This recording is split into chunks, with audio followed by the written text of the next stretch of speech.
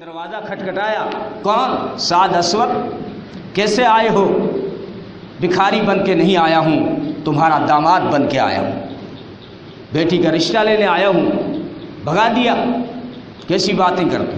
اللہ کے رسول نے بھیجا ہے۔ کہنے لگے بات مت بناؤ، جانتے ہیں ہم تم۔ وہ روانہ ہوا، بیٹی قرآن پڑھنے والی سمجھدار تھی، کہنے لگی میرے ماں باپ، مجھے ڈر ہے کہیں تم پر اللہ کا عذاب نہ نازل ہو جائے اور تمہارے خلاف خدا کوئی وحی نہ نازل کر دے۔ کالا ہوا تو کیا ہوا، اگر اللہ کے نبی کو پسند ہے تو مجھے بھی پسند ہے، جاؤ کہیں تو خدا کا عذاب نہ نازل ہو جائے۔ اب باپ کو فکر ہوئی، پیچھے روانہ ہوا، لیکن وہ نکل چکا تھا۔ اللہ کے رسول کے دربار میں دونوں پہنچے اور اس نے معافی چاہی کہ عامر بن وہب نے معافی چاہی، غلطی ہو گئی۔ نبی نے کہا مبارک ہو سعد اسود، شام تک تم شادی کا انتظام کرو، خوشی مناؤ، اب تمہارا نکاح اس خوبصورت لڑکی سے ہوگا۔ بازار چلا گیا، حالانکہ پیسے نہیں تھے، صحابہ نے دیے، چہیتا تھا۔ جب اللہ کے رسول پیار کرتے ہیں تو ہر صحابی اس سے پیار کرتے ہیں۔ عثمان نے کہا بھائی لے جاؤ، علی نے کہا بھائی لے جاؤ، عبد الرحمن بن عوف نے کہا بھائی لے جاؤ، کتنے چاہیے؟ ضرورت سے زیادہ آ گئے اس کے۔ وہ بازار پہنچا اور آج شادی ہے، آج شادی کی پہلی رات ہے، کیا کیا خریدوں گا میں؟ دکانوں پہ پہنچ رہا ہے، خریداری کر رہا ہے۔ کان میں آواز آئی نکلو اللہ کے رستے میں، جنگ چھڑ گئی ہے، نکلو اللہ کے رستے میں۔ دکان والے سے کہا یہ سامان تیرا رکھ واپس، مجھے تیر و کمان دے، تلوار دے، ڈھال دے، زرہ دے۔ اللہ کے رستے میں نکلنے کی آواز آئی ہے۔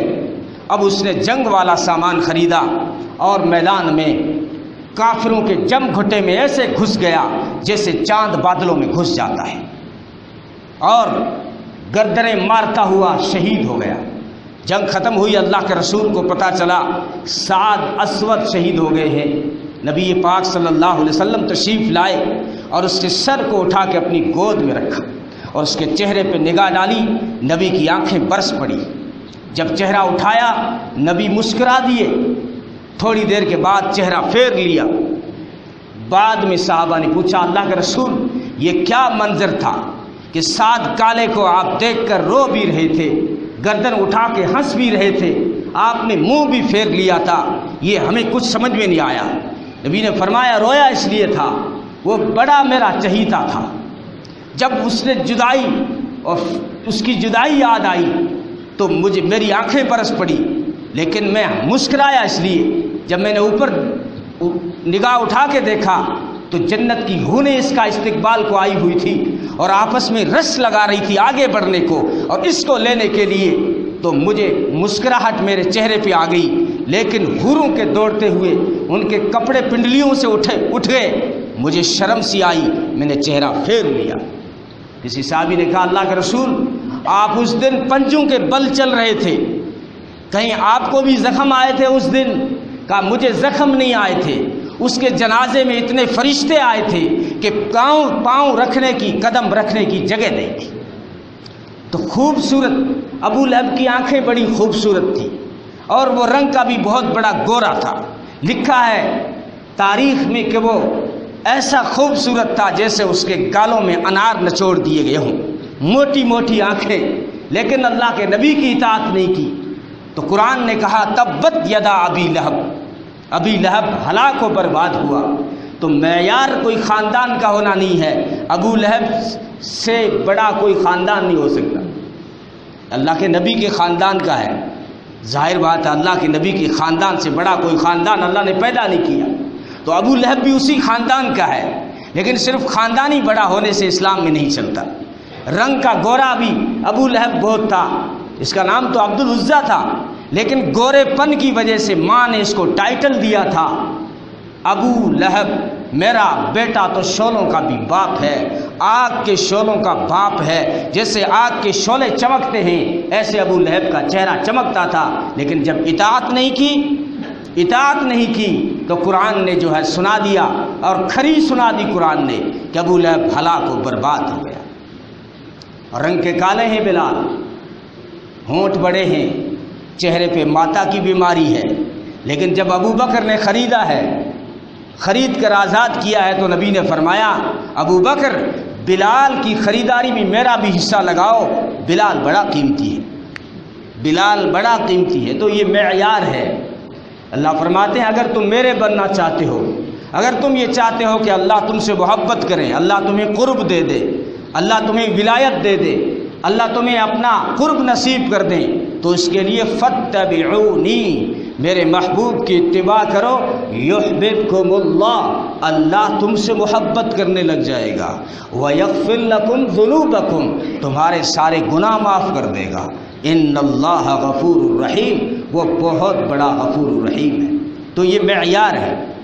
دعویٰ تو آسان ہے، نبی کے ساتھ میں دعویٰ تو آسان ہے، لیکن اس محبت کا بھی معیار ہے۔ جیسے اللہ کی محبت کا معیار یہ ہے کہ اگر مجھ سے محبت کرنا چاہتے ہو، مجھ تک پہنچنا چاہتے ہو، تو میرے محبوب سے محبت کرو، میرے محبوب کی اتباع کرو۔ تو اللہ کے رسول سے محبت کا معیار کیا ہے؟ کیا صرف یہ کہہ دینا کافی ہے کہ میں عاشق رسول ہوں؟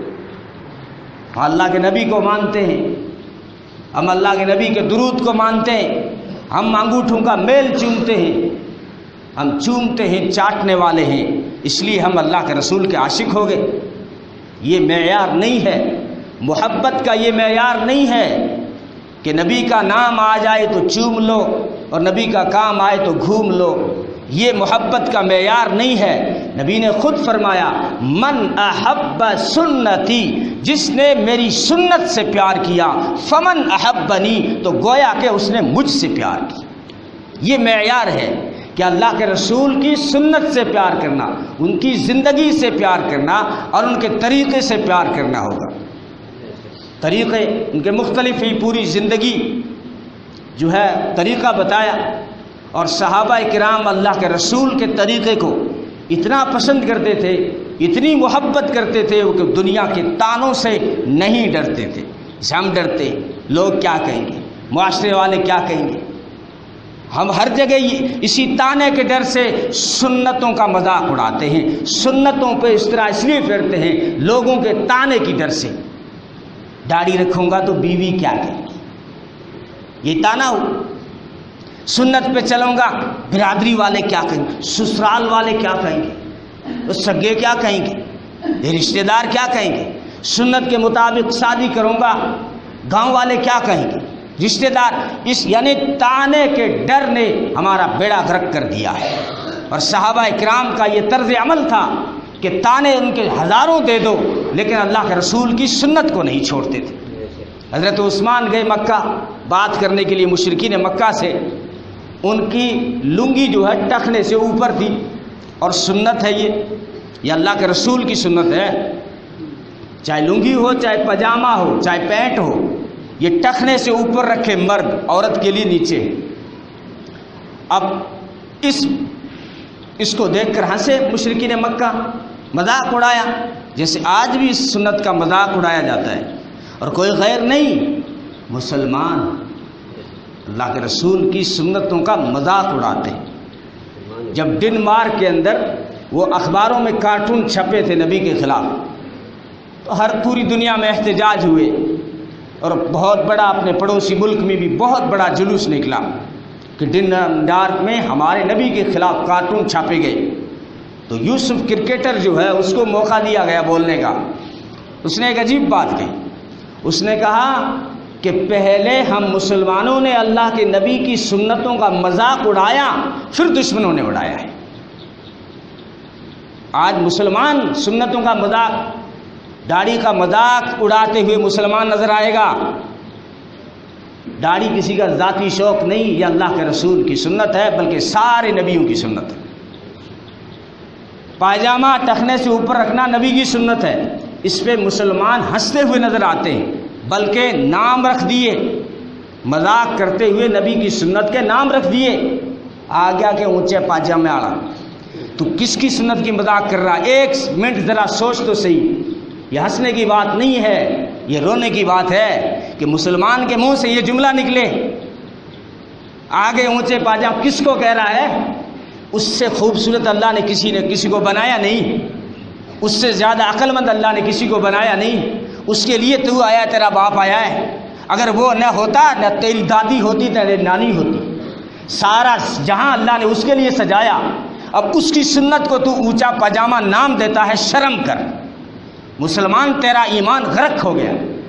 تو یہ اس کی بات صحیح ہے، مذاق اڑایا، بلکہ صحابہ کرام دنیا تانے دے تو کیا ہوا، سنت کو نہیں چھوڑے۔ حضرت حذیفہ چاہے سپر پاور طاقت ہی کیوں نہ ہو، حضرت حذیفہ بن یمان اور ربیعی بن عامر یہ اس وقت کی سپر پاور طاقت ایران کے دربار میں پہنچے۔ اب کس شان سے گئے ہیں، سفر سے کئی دنوں سے چل رہے تھے، پھٹے پرانے کپڑوں کے ساتھ، تلواروں پہ چیتھڑے لپیٹے ہوئے، کئی جنگوں سے چلے آ رہے تھے، ٹوٹی ہوئی تلواریں۔ جب اس کے شاہی محل کے قریب پہنچے ہیں، دربان نے کہا ان تلواروں سے ایران فتح کرو گے؟ ان تلواروں سے تم ایران فتح کرو گے؟ ربیعی بن عامر نے کہا صرف تلواریں مت دیکھ، یہ ہاتھ بھی دیکھ۔ وہ دربان نے ہاتھ دیکھا کہ تمہارے ہاتھوں میں بھی جان نہیں ہے۔ کہاں جان ہوگی، سفر میں فاقے در فاقے، کھجور بھی نہیں کھانے کو ملتی تھی، یہ حالات تھے، تو تمہارے ہاتھ میں بھی کوئی خاص نہیں ہے۔ اس نے کہا تو پھر تو میرے سامنے زرہ پہن کے کھڑا ہو جا، پتہ چل جائے گا ہاتھ میں تلوار میں کتنا دم ہے۔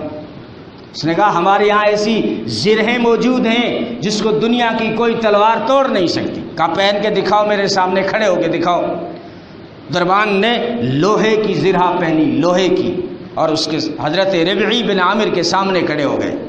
حضرت ربیعی بن عامر نے ایک ہی وار کیا، ریزہ ریزہ ہو کر ساری زرہ زمین پہ گرائی۔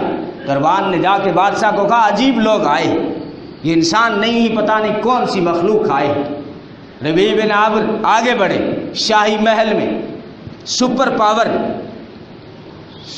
پاور طاقت کے سامنے جا کے اپنے خچر کو بادشاہ کے تکیے سے باندھا اور تلوار کی نوک سے اس کی قالین کو پھاڑا، اور لوگوں نے اعتراض کیا تم نے سجدہ نہیں کیا، یہاں جو بھی آتا ہے بادشاہ کو پہلے سجدہ کرتا ہے۔ وہ ان حالات میں، ماحول میں سجدہ نہیں کرتے تھے، اور ہم چل سکتے ہیں پھر بھی نہیں چل پاتے۔ چل سکتے ہیں، ہندوستان میں بہت سارے ایسے گاؤں ہیں، پورے مسلم